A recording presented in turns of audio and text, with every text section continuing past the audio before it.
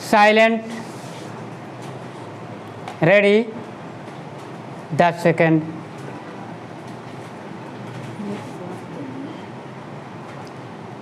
Start. महोदय, विकसित देशों की भांति विकासशील देशों में फिलहाल यह समस्या नहीं है, लेकिन बदली हुई परिस्थितियों में विशेषकर संभ्रांत परिवारों और कामकाजी माता पिता के बच्चों के बीच मोटापे की समस्या तेजी से बढ़ रही है।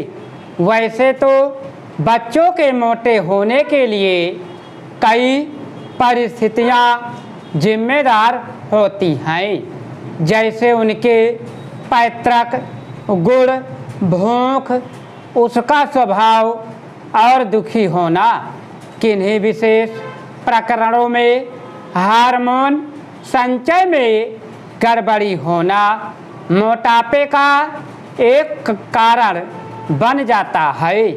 यदि बच्चे के माता पिता मोटे हैं तो बच्चे की भी मोटे होने की संभावना बढ़ जाती है। पैतृक कारणों के अलावा बच्चे का स्वभाव भी उसके मोटापे के लिए जिम्मेदार साबित होता है। जो बच्चे ज़्यादा नाखुश रहते हैं वे प्रत्यक्ष रूप से ज़्यादा खाने के आदी हो जाते हैं। ऐसे बच्चों में असमय खाने की आदतें कहीं ज़्यादा होती हैं। जब कभी उनका मन नहीं लगता वे कुछ खा पी कर अपना मन बहलाने की कोशिश करते हैं और धीरे धीरे यह आदत बढ़ती जाती है जो उनके मोटापे का कारण बन जाती है। इसके अलावा जो बच्चे खेल कूद में दिलचस्पी नहीं रखते उनके भी मोटा होने की संभावना होती है। व्यायाम की कमी से शरीर की ऊर्जा चर्बी में परिणत होने लगती है। इन सब परिस्थितियों में मोटापे के आसार बढ़ने लगते हैं। अधिक भूख लगना और अधिक भोजन खाना मोटापे का सबसे बड़ा कारण होता है। नवजात शिशु ही क्यों ना हो उसे आवश्यकता से अधिक दूध पिलाना अवांछनीय है। दूध के स्थान पर ठोस आहार देना कहीं अधिक श्रेयस्कर होता है।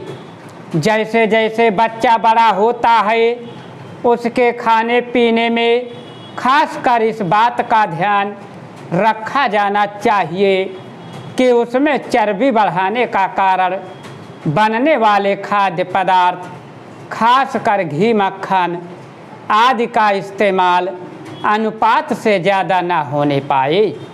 करीब 6-7 वर्ष से लेकर 14-15 वर्ष तक की उम्र के बच्चों का शारीरिक विकास अत्यधिक तेज हो जाता है। इस उम्र के दौरान विभिन्न शारीरिक एवं हार्मोन परिवर्तनों के कारण बच्चों में मोटापा बढ़ने का खतरा रहता है। मोटापा बच्चों के लिए कई बार अभिशाप बन जाता है। अन्य बच्चे उसे मोटा कहकर चिढ़ाते हैं तथा उसके साथ खेलना पसंद नहीं करते।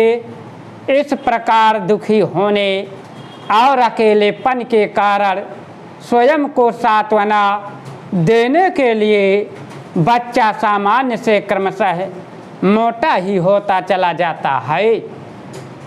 इतना ही नहीं, यही मोटापा बच्चे के आलसी होने का मुख्य कारण बनता है।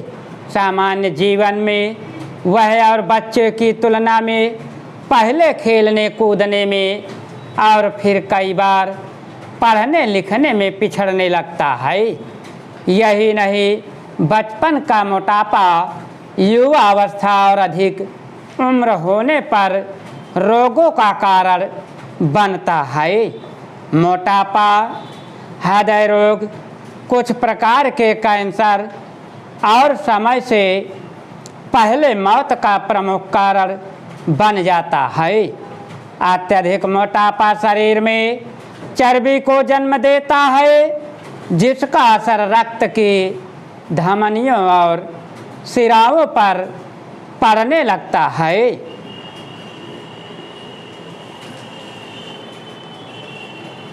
भाइयों, आखिरकार एक लंबे समय के बाद जो कि मुख्य रूप से अहिंसात्मक था और जिसका नेतृत्व ऐसे विलक्षण व्यक्ति ने किया जो अहिंसा और सत्य को ईश्वर का पर्याय मानता था, परंतु स्वतंत्रता के किनारे पहुंचने के अंतिम चरण में भारत को खून की नदी में से होकर गुजरना पड़ा और यह नदी भारतीयों ने ही खोदी थी तथा इसमें भारतीयों का ही खून बह रहा था। अभूतपूर्व पैमाने पर लोगों का निष्क्रमण हुआ।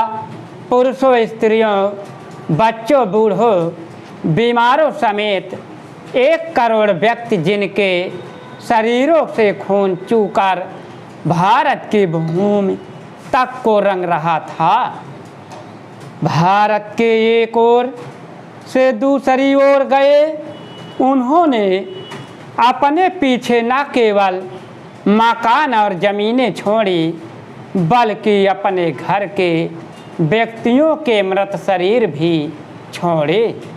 स्वतंत्र भारत के किनारे तक पहुंचने के लिए देश को यह मूल्य चुकाना पड़ा और वह 2 प्रभुता संपन्न राष्ट्रों भारत और पाकिस्तान में विभाजित हो गया। यह 15 अगस्त 1947 की बात है। कांग्रेस ने जो वास्तविक रूप से 1885 से भारत की राष्ट्रीय वाणी थी, हमेशा भारत की एक राजनीतिक इकाई के रूप में संकल्पना की थी। कांग्रेस को अंत में भारत का विभाजन स्वीकार करना पड़ा। वैसे तो यह स्वीकृति सहमति से दी गई थी, परंतु वास्तविक रूप में देखा जाए तो यह ब्रिटिश शासकों द्वारा पिछले कई दशकों से उत्पन्न की गई परिस्थितियों के दबाव के कारण था। फूट डालो और राज करो की नीति पहले अलीगढ़ मुस्लिम कॉलेज की स्थापना के साथ शुरू की गई।